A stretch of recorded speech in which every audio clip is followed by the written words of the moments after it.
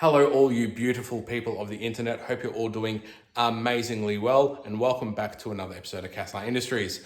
Today we've got Des back in the garage. It's been a little while since we've done anything with this car, and today we're going to be doing a quick and easy mod to the front suspension to help the front end hopefully articulate just a little bit better.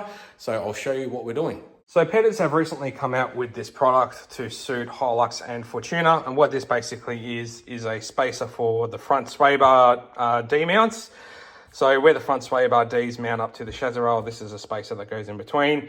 You may or may not have heard on some cars when you raise them, people fit extended sway bar links. This is basically doing the opposite. Rather than extending the sway bar links, this is dropping the sway bar mount down.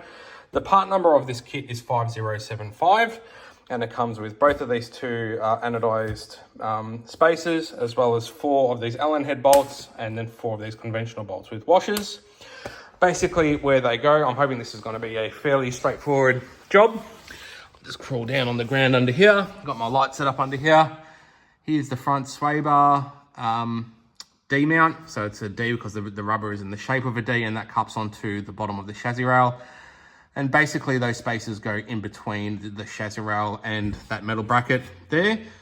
The purpose of these mounts basically is when you raise a car, it can hyperextend or essentially stretch the sway bar link, which is right there.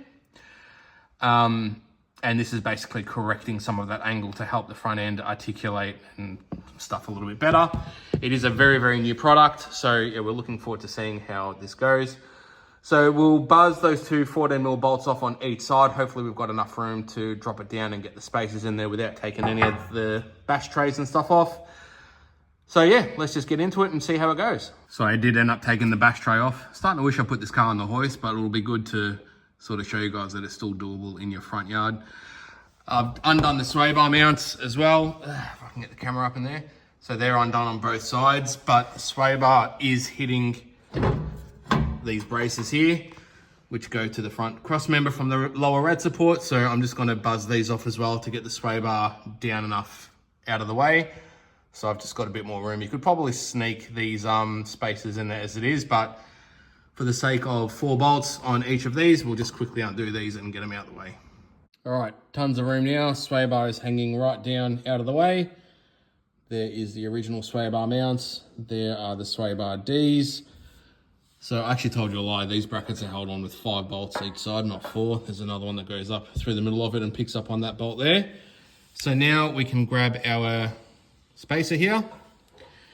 So looking at this, it looks like it's going to go in sort of like that type scenario.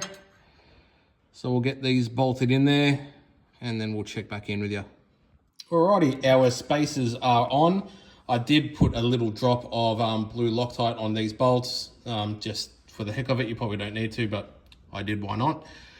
You'll also notice these spacers can only go on one way as well. So the recess bolt, you've got one at the back here and another one sort of behind that hole. If you try and put it the other way with that down this end, it doesn't actually fit because the end of that will hit down here. So in case you're wondering which way to orientate it, that's the way.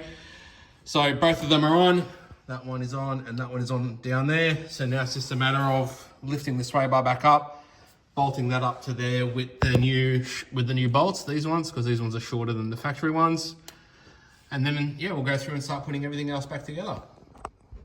All right, I did that thing I sometimes do where I jump ahead and just finish things, and I finished things.